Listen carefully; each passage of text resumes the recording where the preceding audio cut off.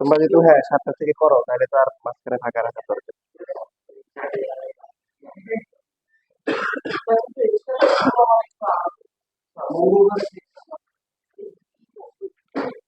এটা রমজানের নামে অফ থাকুক।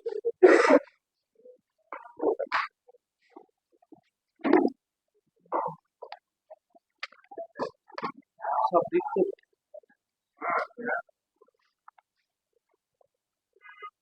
16.3 অনেক সহজ।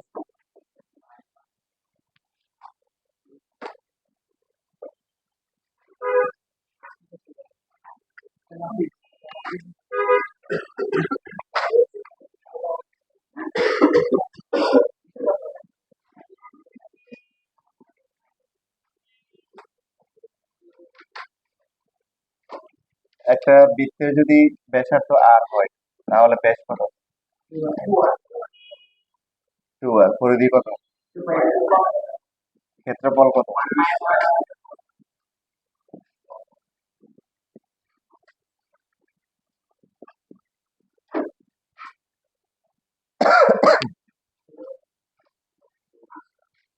দেখো উদাহরণ 23। এরকম ম্যাথ তোমাদের হায়ার ম্যাথের 8.1 ছিল। এখানে বলা আছে একটি চাকার ব্যাস হচ্ছে 4.5 মিটার। চাকাটি 360 মিটার পথ অতিক্রম করতে কতবার ঘুরবে?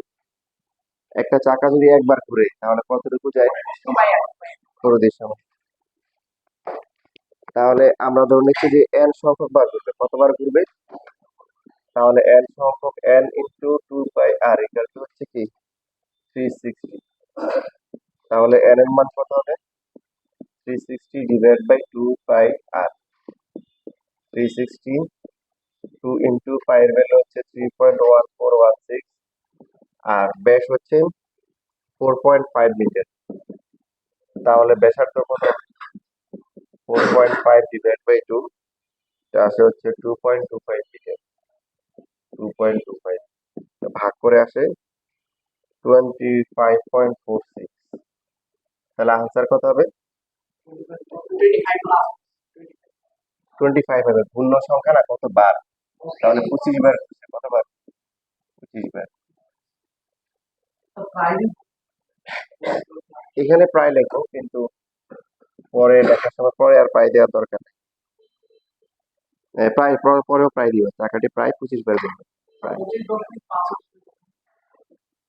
প্রায় 5 যদি থাকে 5 এর পরে যদি ডিজিট থাকে তাহলে বাড়াই দিবা, আর যদি 5 এর কম থাকে কমাই দিবা।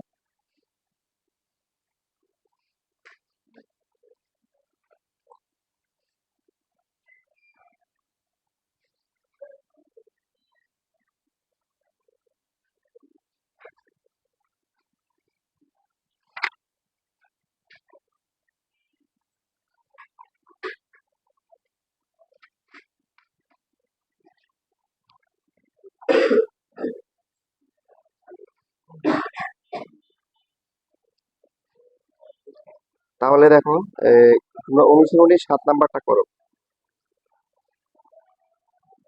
দেখো অনুশীলনী 7 নাম্বারে যেটা বলছে গাড়ির চাকা আছে। অনেক সময় তোমরা দেখবা যে গাড়ির চাকাগুলা কিন্তু সমান হয় না। কিছু চাকা মোটা থাকে, কিছু কি চিকন থাকে। তো এখানে বলা আছে সামনের যে চাকা আছে এটার ব্যাস হচ্ছে 28 সেন্টিমিটার। হ্যাঁ, আর পিছনে পিছনে যেটা আছে এটা 35। তাহলে কোনটা কোনটা বড়? 35 বড়। এখন তোমরা যখন একসাথে হাঁটো একটু ভালো করে খেয়াল করে দেখবে যে যারা লম্বা ওরা যদি একটু দ্রুত হাঁটে তাহলে ওদের সাথে ম্যাচ করার জন্য কি দৌড়াইতে হয়। খেয়াল করছো? ওরা যদি নর্মালি হাঁটে তখন আমাদের কি খুব জোরে জোরে হাঁটতে হবে। তার কারণ তাদের কদম গুলো বড় হওয়ার কারণে ওরা বেশি দূরত্ব অতিক্রম করে। তো এখন যেহেতু পুরো গাড়ির মধ্যে চাকাগুলো একসাথে আছে সবাই তো সমান দূরত্ব যাবে। তো এই জন্য যাদের এই ব্যাসার্ধ বা ব্যাস কম হবে ওরা কি হবে? ওরা বেশি ঘুরবে। আর যারা হচ্ছে বেশি তারা কি তুলনামূলক কম ঘুরবে। তো এখন বলছে যে যাবে হচ্ছে 288 মিটার যাবে। কত মিটার? শুধু 88 মিটার। তাহলে 88 মিটার যাওয়ার জন্য এই সামনের চাকা পিছনের চাকা অপেক্ষা কত পূর্ণ সংখ্যক বা বেশি ঘুরবে? এই ম্যাথটাই জাস্ট দুইটা করতে হবে আর কি। সামনের চাকার জন্য একটা, পিছনের চাকার জন্য একটা, তারপরে বিয়োগ করে যেটা আসবে এটা পূর্ণ সংখ্যা নিতে হবে। করো সবাই, ক্যালকুলেশন করলে হবে, শুধু ক্যালকুলেশনটা করো।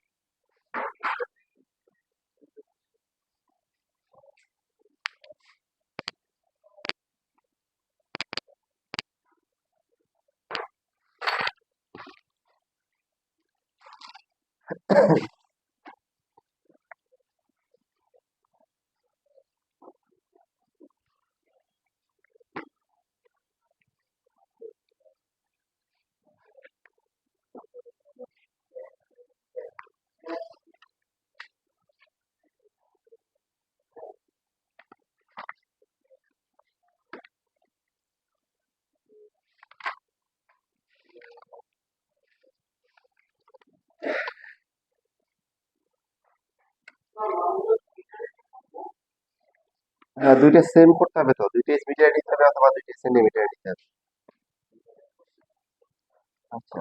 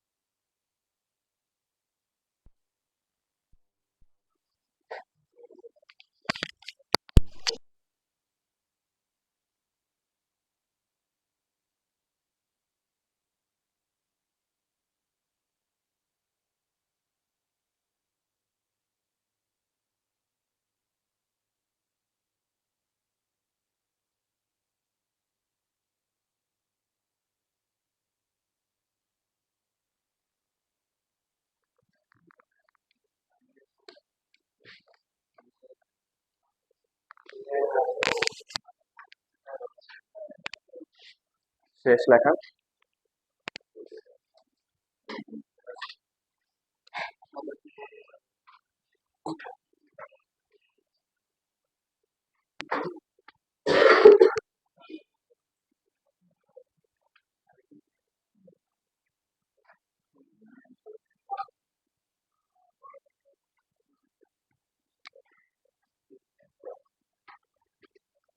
তারপরে উদাহরণ 21,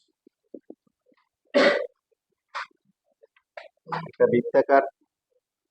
বৃত্তাকার মাঠের ব্যাস হচ্ছে কত? 124 মিটার।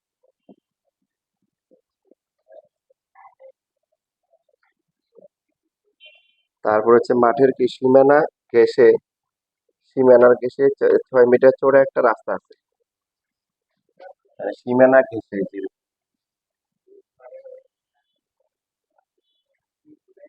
6 মিটার মানে এই যে এটা 6। এখন এই রাস্তার কি করতে হবে? এই রাস্তার ক্ষেত্রফল বের করতে হবে। মানে এই যে রাস্তা,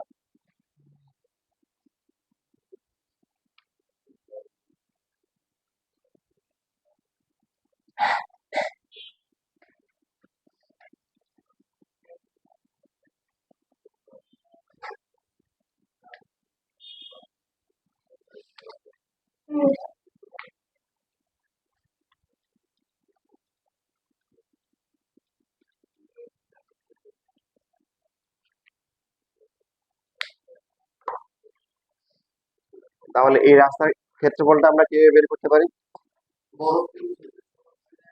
ত্রিভুজ না, বড় বড় বৃত্ত থেকে ছোট বৃত্ত বের করতে হবে। তাহলে পাই আর স্কোয়ার মাইনাস হচ্ছে পাই আর স্কোয়ার। তো এই বড় হাতের আরটা হচ্ছে এখান থেকে একটু পর্যন্ত, তাই না? পুরোটা হচ্ছে কত? 124, কিন্তু একদম হচ্ছে কি মানে সরি একটু পর্যন্ত, এখান থেকে একটু তাহলে কত হবে? আর কত হবে? 124 ভাগ হচ্ছে 2 কত আসে? 62। তাহলে এখান থেকে একটু হচ্ছে 62, আর এটা কত? রাস্তা কত? 6। তাহলে এই যে হচ্ছে হলো যে আর আর না, এটা হবে ছোট হাতের আর হবে, এটা হবে ছোট হাতের আর। বড় হাতের আর কত হবে? 62 প্লাস হচ্ছে 668। পাই কমন নিলে আর স্কোয়ার মাইনাস হচ্ছে আর স্কোয়ার, এটা হচ্ছে কি তোমাদের আমি লিখতেছি না, কারণ বইয়ে পড়া আছে, কিন্তু বুঝে দিচ্ছি।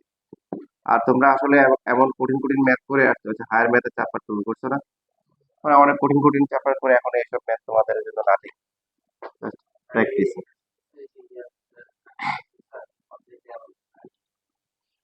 13 বলতে 13টা, এই যে 1.1 কিছু মিলে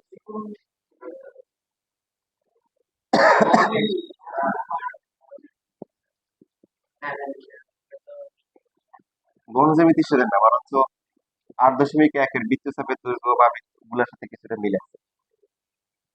এটা ক্যালকুলেশন করে যা আসে আর কি। এটা হচ্ছে রাস্তার ক্ষেত্রফল।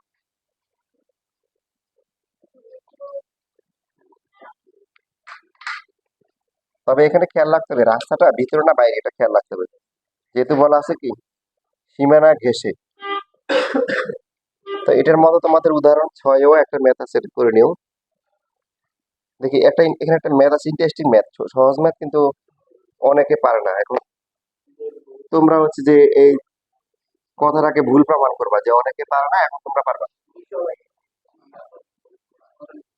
5 নাম্বার কোশ্চেন লিখে দিচ্ছি, তোমরা যাতে বলতে না পারো কোশ্চেন লেখা নাই।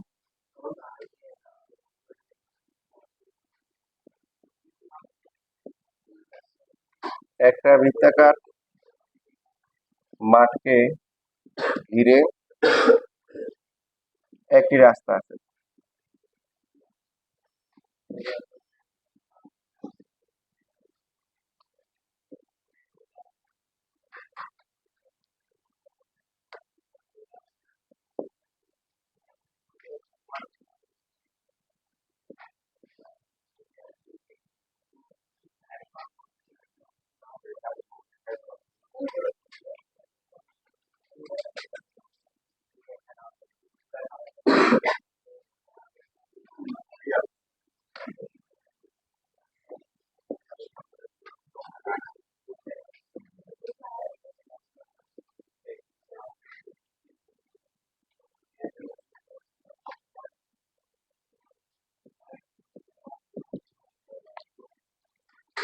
দেখি কে আগে করতে পারে এটা। সহজ ম্যাথ পরীক্ষা আসলে 2 মার্ক, 2 মার্কের জন্য আসে।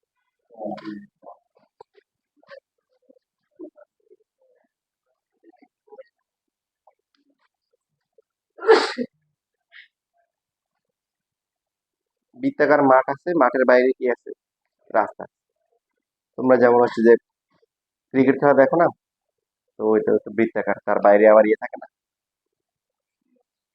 থাকে কি বাউন্ডারি লাইনে পরে বিভিন্ন বিলবোর্ড গুলো বোর্ড দেওয়া থাকে, এখানে বিজ্ঞাপন দেয়।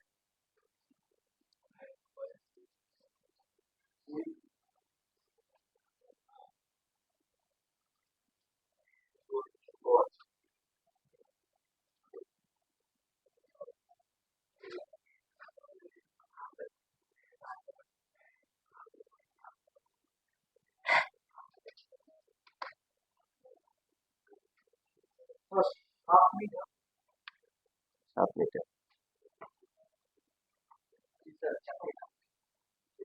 মিথুন এবং হচ্ছে খন্দকার সামিন বলছে 7 মিটার, বাকিরা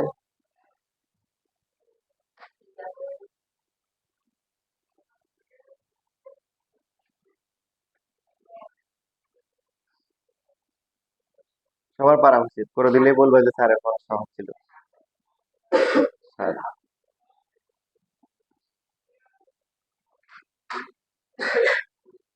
কারো কারো কনফিউশন লাগে মাত্র একটা ইনফরমেশন দেওয়া আছে যে পরিধির পার্থক্য 44 মিটার, এখান থেকে প্রস্থ কিভাবে বের করবো, রাস্তার প্রস্থ বের করতে বলছে।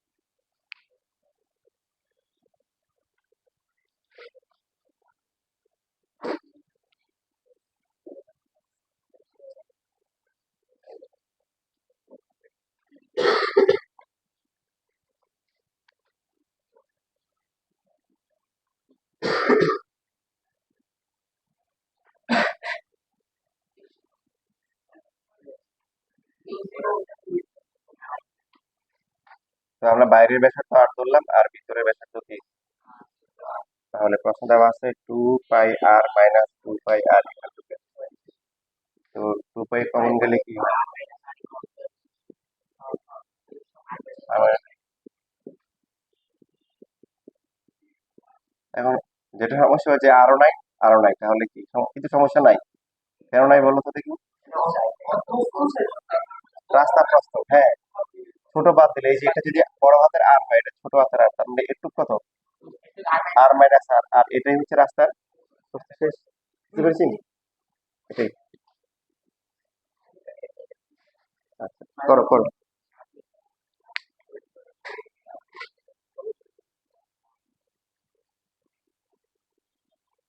হ্যাঁ, কমেন্ট কমেন্ট করার দরকার নেই।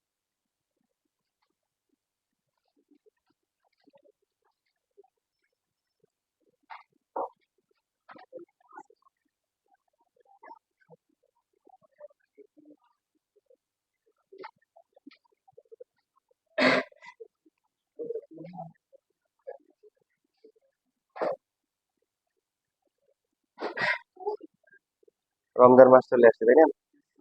1-70, একে কি 70, আবার ইনফিনিটি বোনাস আছে, কি আছে? Infinity bonus. তুমি মনে করো এখন 10 টাকা দান করলাম, রমজানের বাইরে কত 700 টাকা দান করার সমান সমান। সুবহানাল্লাহ বলো। তুমি রমজানের বাইরে 70 বার সুবহানাল্লাহ বললে এখন একবার সমান সমান, তাই না? তাহলে তাহলে আরেকবার সুবহানাল্লাহ বলো। তো এই রমজানে আমরা যে কাজগুলো করবো, দেখো রমজানের একটা হক আছে না, সেটা হচ্ছে যে যে আমরা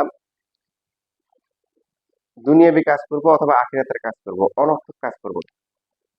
রমজানের হক, পড়াশোনা করো, কাজ করো, এই জামা কাপড় গোছাও, পর টেবিল গোছাও, কাজকর্ম করো, ঠিক আছে? অনর্থক কাজ মানে বসে বসে গেম খেলা, খুদেই ফেসবুক ইউটিউব চালানো, তারপরে হচ্ছে হলো যে এই উদয় গল্প গল্প গুজব করা, ওগুলো আমরা অ্যাভয়েড করবো রমজান। দুনিয়াবি কাজ করবো অথবা কি আখিরাতের কাজ করবো। সবাই আছে দেশ ইনশাল্লাহ। কথা সেটা।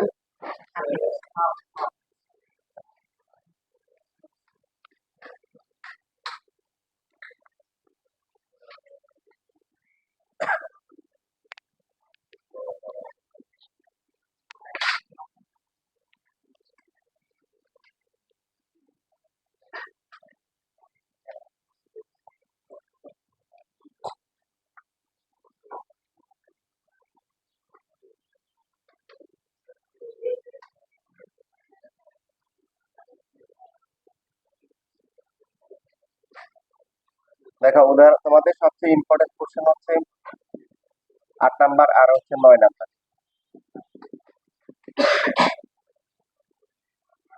তোমাদের এই যে আইডিএল এর এক স্টুডেন্ট পরীক্ষার আগের দিন এসে বলে, স্যার আমাকে সাজেশন দেন। তাই বলছি যে এই চ্যাপ্টারের সবচেয়ে ইম্পর্টেন্ট এই হচ্ছে 8 নাম্বার আর 9 নাম্বার। তো পরে পরীক্ষা দেওয়ার পরে দেখি এটা আসছে খতে, এটা আসছে গতে। মানে দুইটাই হচ্ছে হলো যে পরীক্ষা দিয়ে দিচ্ছে। বোর্ড পরীক্ষাও প্রচুর আসে 8 আর 9।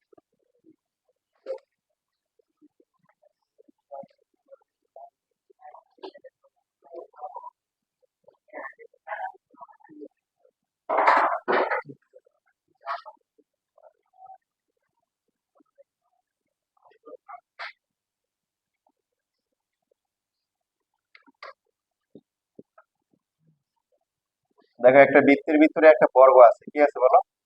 বর্গ আছে, বর্গটা অন্তর্লিখিত। তাহলে আর বৃত্তের পরিধিটা হচ্ছে কত? বৃত্তের পরিধি, বৃত্তের পরিধি ইকাল টু হচ্ছে হলো দেওয়া আছে 220। বের করতে হবে এই, তাহলে এই বর্গের বাহু দৈর্ঘ্য বের করতে হবে। কোনো অঘটন যদি না হয় তোমরা ইনশাল্লাহ এদিকের একটা পরীক্ষায় পাওয়ার সম্ভাবনা আছে। সামনের যে পরীক্ষা, আমাদের যে পরীক্ষা হবে স্কুলের পরীক্ষা, এদের অ্যাটলিস্ট একটা ইনশাল্লাহ পরীক্ষা দিবে। লেখাটা সুন্দর করে লিখে দিচ্ছি। 8 নাম্বার ধরি,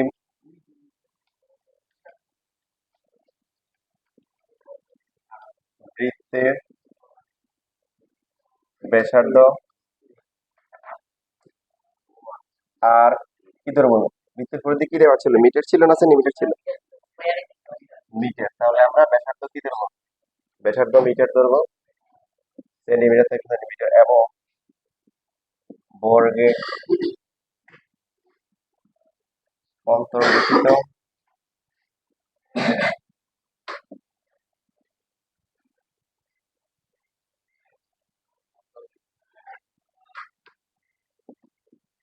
বর্গক্ষেত্রের বাহুর দৈর্ঘ্য এ মিটার।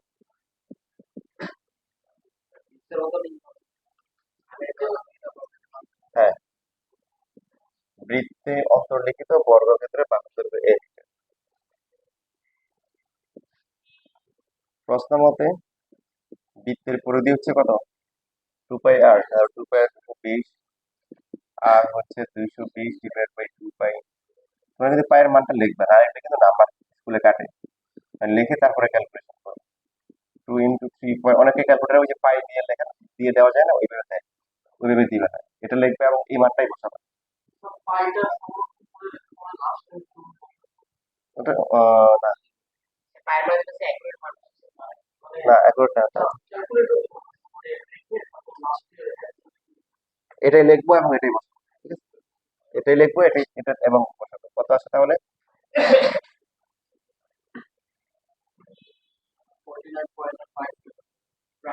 49.52। এখানে প্রায় দেওয়ার দরকার নেই, এখানে তো আনসার আর বের করতে বলে নাই। তো এখানে এবার হচ্ছে যে একটা একটা বর্গ একটা বৃত্তে অন্তর্লিখিত হবে, শর্ত কি?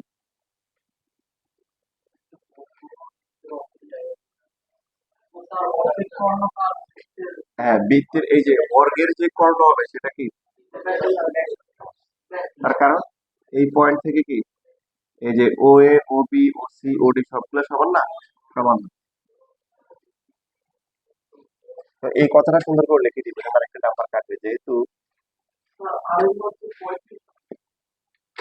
35, 35.04, যেহেতু বর্গটি বৃত্তে অন্তর্লিখিত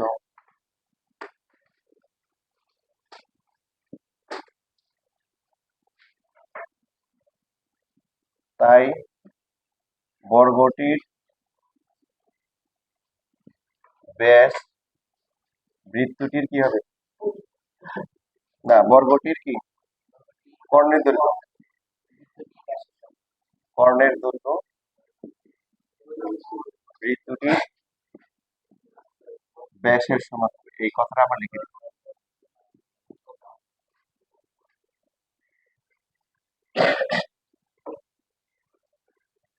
এখন বলো দেখি বর্গের কর্ণের দৈর্ঘ্যের সূত্র কি, সবাই বলো বর্গের কর্ণের দৈর্ঘ্যের সূত্র কি, √2a, √2a ইকুয়াল টু হচ্ছে কি 2r, তাহলে a ইকুয়াল টু হচ্ছে কি 2r ডিভাইড বাই কি √2, √2 আর 2 কাটাকাটি করে কি আছে √2 আছে, √2 হচ্ছে 1.414 আর r এর ভ্যালু হচ্ছে কি 35.014, কত আসে তাহলে 49.417, 517। তাহলে আনসারটা কিভাবে লিখবো, সুতরাং বর্গটির বাহু দৈর্ঘ্য 49.517 মিটার প্রায়, প্রায় দিয়ে দিবেন।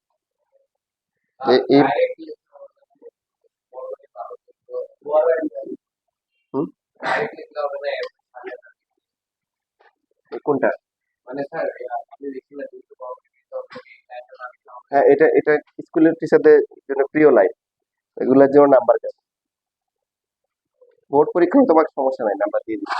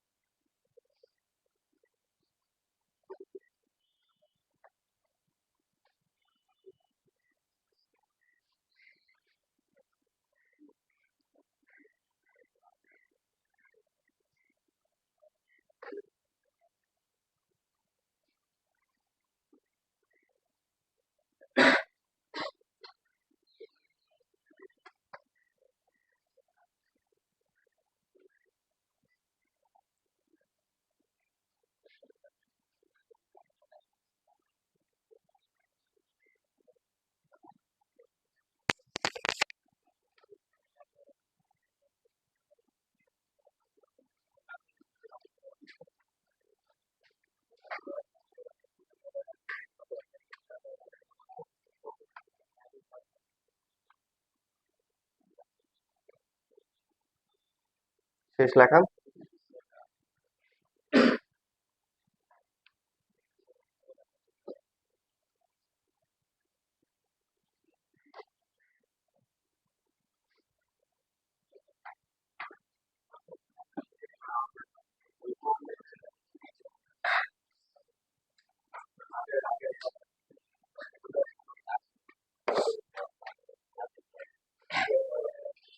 দেখো এই যে 9 নাম্বার যে ম্যাথটা আছে,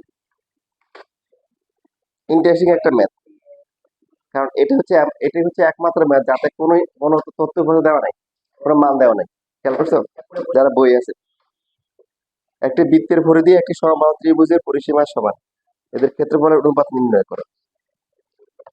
যতগুলো ইম্পর্টেন্ট ম্যাথ আছে তার মধ্যে এটা হচ্ছে স্পেশাল ওয়ান, যার মধ্যে কোনো তথ্য উপাত্ত মান দেওয়া নাই, মান ছাড়া কিন্তু করা যাবে। একটি বৃত্তের পরিধি একটি কি সমবাহু ত্রিভুজের কি পরিসীমার সমান, এদের ক্ষেত্রফলের অনুপাত নির্ণয় করো। মনে করো যে একটি বৃত্ত আছে, এখন এই বৃত্তের পরিধি যা হবে একটা সমবাহু ত্রিভুজের কি পরিসীমা তাই হবে, এদের ক্ষেত্রফলের অনুপাত বের করতে বলছি। এই যে এটাকে সবচেয়ে ইম্পর্টেন্ট বললে ভুল হবে না, দুইটা ইম্পর্টেন্ট পরীক্ষা অনেক আসে, বাট এই দুইটার মধ্যে তুমি যদি র্যাঙ্ক করো কোনটা বেশি ইম্পর্টেন্ট, তখন আমি বলবো যে এই যে 9 নাম্বারটাই।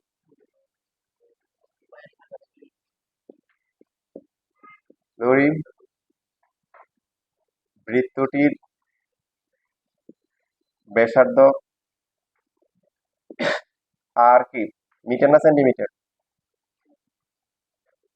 একক, ভেরি গুড। তখন যে কিছু না বললে একটাও লিখবো না, মিটার লিখবো না, সেন্টিমিটার লিখবো না, ফুটও লিখবো না, কি লিখবো? একক লিখবো। এবং বাহুর দৈর্ঘ্য এবং সমবাহু ত্রিভুজের বাহুর দৈর্ঘ্য, বাহুর দৈর্ঘ্য এই একক। ভেঙে ভেঙে লিখতে পারে। বৃত্তের পরিধি কত বলে দেখুন? সুতরাং বৃত্তের পরিধি হচ্ছে 2πr একক, এবং হচ্ছে সমবাহু ত্রিভুজের পরিসীমা। ভেঙে ভেঙে সুন্দর করে লিখতে পারো, কিন্তু বেশি বড় না। 3a একক, তাই না? সমবাহু ত্রিভুজের পরিসীমা কত হবে? 3a। তাহলে প্রশ্ন মতে আমাদের কোনো দোষ নাই। কার দোষ? প্রশ্নের দোষ। প্রশ্ন বলে দিচ্ছে যে কি এই দুইটা সমান, যে 2πr3, যে কোনো একটা লিখলে হবে। এর মান বের করলে হবে, আর মান বের করলে হবে, যার যেটা ইচ্ছা। এ বের করলে হবে, আর বের করলে হবে, একটা বের করলে হবে। 2πr/3 আমি এ বের করলাম, যে 1 নাম্বার সমীকরণ দিয়ে রাখলাম।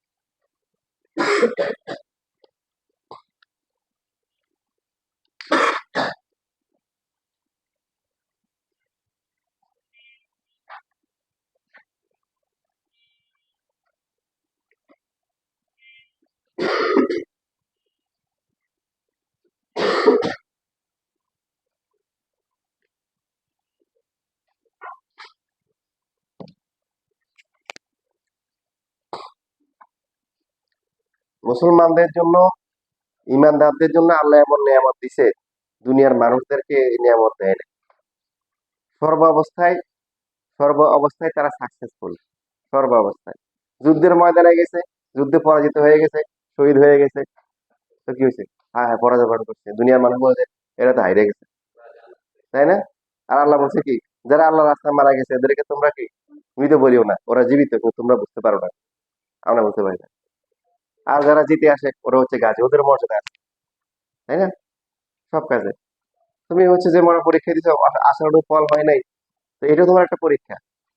আল্লাহ তো বলছে যে তোমার সম্পদ, তোমার টাকা পয়সা এইসব যে আমি ছিনিয়ে নিয়ে তোমাকে পরীক্ষা করবো। তোমার স্টুডেন্ট, তোমার সম্পদ কি? তোমার সম্পদ হচ্ছে একটা ভালো রেজাল্ট করা, পড়াশোনা করে, তাই না? কোনো কারণে হয় নাই, তাহলে কি করবা? কান্নাকাটি করবা? দরজা জানালা বন্ধ করে বসে থাকবা? না। আল্লাহ বলছে কি করতে বলছে? সবার করতে বলছে। কি বলছে? আল্লাহ জিনা ইজা আসাবাত মুসিবাতুন ক্বালু ইন্না লিল্লাহি ওয়া ইন্না ইলাইহি রাজিউন। আমি আমার সম্পদ, আমার যা কিছু আছে সবই তো আল্লাহ, সবই কার? তো আল্লাহ একটু দিল না, এখন আমার কিছু করার আছে? বলো না। তো আল্লাহ বলছে কি, যে সফর করতে বলছে। এবং এবং বলছে যে এই যে সে পারবে না, ধ্বংস হয়ে গেল, ফসল ধ্বংস হয়ে গেল, টাকা ধ্বংস হয়ে গেল, পরীক্ষার আবার রেজাল্ট ভালো হয় নাই, সে অসুস্থ হয়ে গেছে, ঠিক আছে, সে অ্যাক্সিডেন্ট করছে, তো এটা তাকে পরীক্ষা দেওয়া হচ্ছে। এই অবস্থায় যদি সে কি করে, সবার করে, আল্লাহ বলছে যে এই সফল কাজ, সে কি সাকসেসফুল, সফল কাজ। এই জন্য মুমিন মুসলমানদের এটা আল্লাহর পক্ষ থেকে বিশাল বড় একটা নিয়ামত, যে হালতে সে থাকছে না কেন, এটা তার জন্য বড় নিয়ামত। সে যদি নিয়ামত পায় শুকরিয়া করতে হবে বেশি বেশি, আর যদি তার দুঃখ কষ্ট আসে তখন কি করতে হবে? সবার করতে হবে।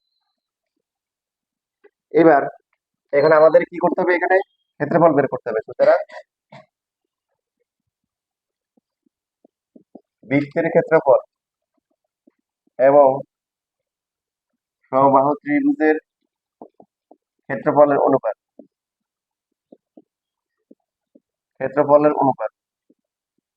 কত হবে বলো? তাহলে বৃত্তের ক্ষেত্রফল কত? আর হচ্ছে, মনে আছে, 3/4 a²। এখন দেখো সবই ঠিক আছে, গণনা কি হয় জানো? গণনা হয়, আমি তো ভালো করে বলে দিচ্ছি তোমাদেরকে যে এই ম্যাথটা পরীক্ষার জন্য অনেক গুরুত্বপূর্ণ। তোমরাও বাসায় আমার কথা বিশ্বাস করে মনোযোগ সহকারে বাসা খুবই সুন্দর করে করেছো। কোশ্চেনটা দেখে মাত্রই এস কমন চলে আসছে। চোখ বন্ধ করে তার কোশ্চেন না দেখে তাকে সম্পূর্ণ লেখা শুরু করে আসছো, পরে দেখা যায় পরিপূর্ণ নাম্বার পাওয়া নাই বা জিরো দিয়ে দিচ্ছে। কেন? সবই ঠিক আছে, সমস্যা হচ্ছে পরীক্ষার সময় সারানোর সময় সহবাহু ত্রিভুজের কথা আগে বলে, বৃত্তের কথা পরে বলে। এবং তুমি তো আর ওটা খেয়াল করো নাই, তুমি কোশ্চেন দেখে একটু পড়ে বলছো যে কমন চলে আসছে, পড়ে লেখে চলে আসছে, এই জন্য খেয়াল রাখবা কোনটার কথা আগে বলছে। পরীক্ষার সময় যদি কি ওরা যদি বলে একটি সমবাহু ত্রিভুজ এবং একটি বৃত্তের কি সমবাহু ত্রিভুজের পরিসীমা এবং একটি বৃত্তের কি পরিধি সমান, এদের ক্ষেত্রফল পেলো, তখন কিন্তু আলোচনায় কোনটা আগে আসছিল? হ্যাঁ, তখন সমবাহু ত্রিভুজ, তখন ওটা আগে লিখতে হবে, মনে থাকবে। কোশ্চেনটা ভালো করে পড়িও।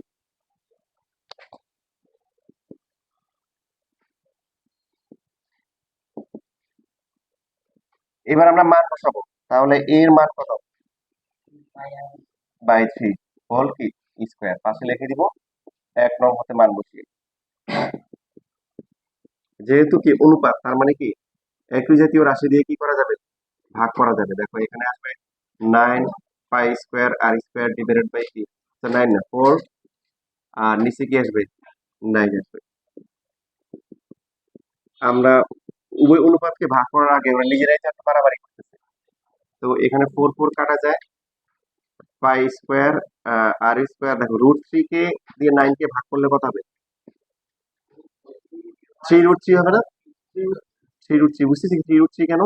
কারণ 9 মানে হচ্ছে 3 × 3, তো একটা √3 কাটাকাটি করলে 3 × √3 হবে। বুঝতে পেরেছি সবাই?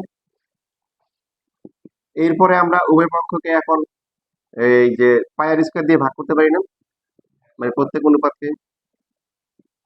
তাহলে থাকবে কি, শুধু কি থাকবে? পাই ডিভাইড বাই কি, এখানে থাকবে 1, এখানে থাকবে কি, আর এখানে থাকবে পাই/√3 পাই আর স্কোয়ার দিয়ে ভাগ করে। বোর্ড পরীক্ষার আরেকটা হবে, স্কুলের পরীক্ষায় লিখে দিলে ভালো। এখন নিচের নিচে কি আছে? 3√3 দিয়ে দুইটাকে গুণ করলে 3√3 আর হচ্ছে পাই, তারপর লিখতে পারি যে 3√3 দিয়ে কি করে গুণ করে।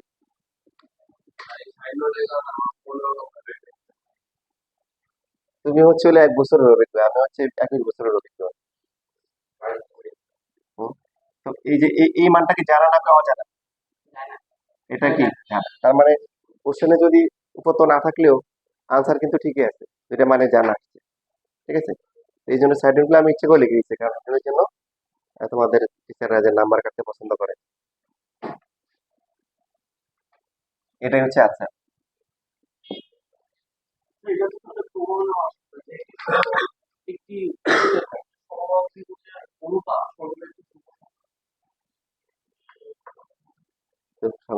শর্ত আছে, ওই পরিধি সমান, পরিধি আর পরিসীমা সমান হইতে হবে।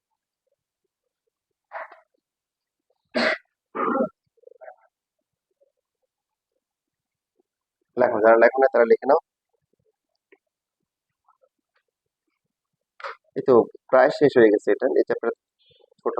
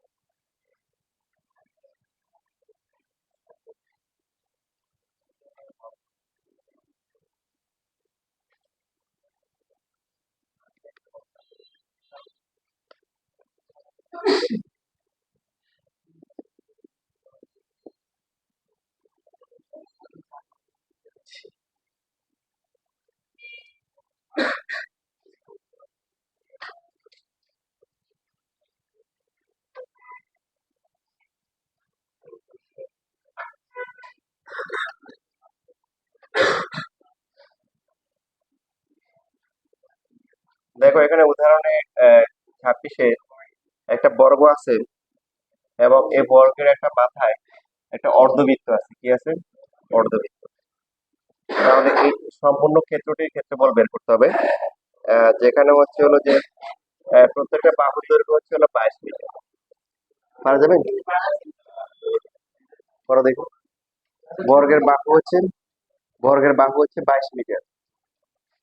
একটা বর্গের এক প্রান্তে কি আছে, একটা অর্ধবৃত্ত আছে। হ্যাঁ, সম্পূর্ণ ক্ষেত্রফল বের করতে হবে।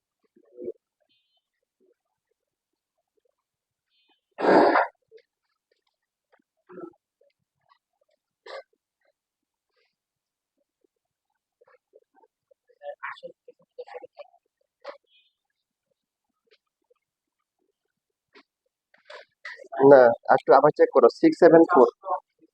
674.07। আর দোষটা কত? তাহলে তো হওয়ার কথা। হ্যাঁ, এটা হচ্ছে বর্গ আর এটা অর্ধবৃত্ত। হাফ হবে, হাফ দেওয়া নাই তো। তাহলে মোট ক্ষেত্রফল হবে দেখো, এই স্কোয়ার হবে আর হচ্ছে কি পায়ের স্কোয়ার হবে অর্ধবৃত্ত।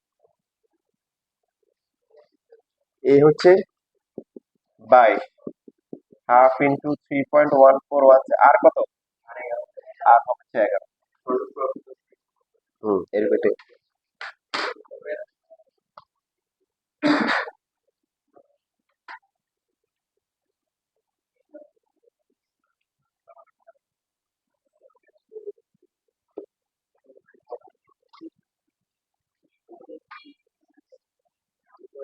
তোমরা ওই যে মুঘল সম্রাটদের সিরিয়ালটা মনে আছে কার কার?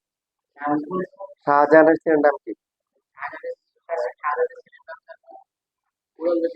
আওরঙ্গজেব। Yes, point. এটা নিয়ে আমাকে একদম কনফিউজ করছিল। আমরা ছোট হিস্টোরি জানি কিন্তু বড় আসল হিস্টোরি জানি না, এটার ব্যাকগ্রাউন্ডটা জানি না। তোমরা একটা গল্প পড়ে আসছো না, যে বাদশাহ আলমগীর? কবিতা, কবিতা ছিল, কবিতা। হ্যাঁ হ্যাঁ, শিক্ষা গুরুর মর্যাদা। কারা কারা পড়ে আসছো হাত তোলো দেখো। আচ্ছা, দেখো, মানে ইতিহাস, আমরা কত সুন্দর ইতিহাস আছে, এই ইতিহাসকে আমাদেরকে আংশিক জানানো হয়। এখন সম্রাট শাহজাহান, তার ছেলের নাম ছিল আওরঙ্গজেব, এবং ওনার নামও কিন্তু আলমগীর ছিল। ওর নাম কি ছিল? আলমগীর। তো একটা সবকিছুর একটা ইয়ে আছে, morning shows the day, morning shows the day. এই সম্রাট শাহজাহান যখন হচ্ছে জুমার নামাজ পড়তে গেছিল, বলছিলাম তোমাদের, তো যাওয়ার সময় একটু বলছিলাম, একটু মনে বলছিলাম আর কি। তো উনি হচ্ছে রেশমের কাপড় পরিধান করে গেছিল। তারপরে হচ্ছে ইমাম সাহেব তো উনার সামনে ফতুয়া দিয়ে দিচ্ছে যে পড়া যাবে না। তারপরে উনি তো মজলিসে রাজপ্রাসাদের যারা ওলামা লীগ ছিল ওদেরকে বলছে, ওরা বলছে যে এটা তো বাদশার জন্য জায়েজ। কার জন্য জায়েজ? নাউজুবিল্লাহ। তো বাদশাদের রাগ হয়েছে। রাগ হওয়ার পরে কি বলছে? ধরে নিয়ে আসো নাকি? সেনাবাহিনী পাঠাইছে তো ধরে নিয়ে আসার জন্য। ছাত্র ছিল কে?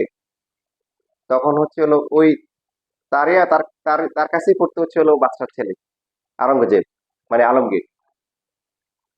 দৌড় দিয়ে হুজুরের কাছে গেছে যে হুজুর আইতেছে, ধরে নিয়ে যাবো, আপনি তো ফতুয়া দিছে। অস্থি, তার আমি উজুর লোটা নিতেছি, কি দিছি? হুজুরদের অস্ত্রতে এটা, উজুর লোটা।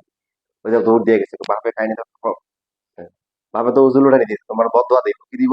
তোমার সিংহাসন সব ধ্বংস হয়ে যাবে। সাংঘাতিক অবস্থা। ওদেরকে আবার ফেরত নিয়ে আসে। তো এই যে নেককার বাদশা, মানে নেককার একজন খতিব ছিল, মুমিন মুত্তাকি খতিব ছিল, ইমানওয়ালা ছিল, যে বাদশার সামনে ফতুয়া দিছে। তার সভাপতি ছিল কে?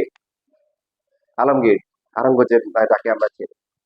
পরবর্তীতে উনি নিজে একজন বড় আলেম হয়েছে। আলেম হওয়ার কারণে আলেম হওয়ার কারণে উনি শিক্ষকের মর্যাদা বুঝে, এই জন্য উনার ছেলে যখন আবার কি উনার ওই উস্তাদকে কি করে নাই, পা ধুয়ে দেয় না, এনে রাগ হয়েছিল, তাই না? গল্পটা তোমরা পুরোটা জানো।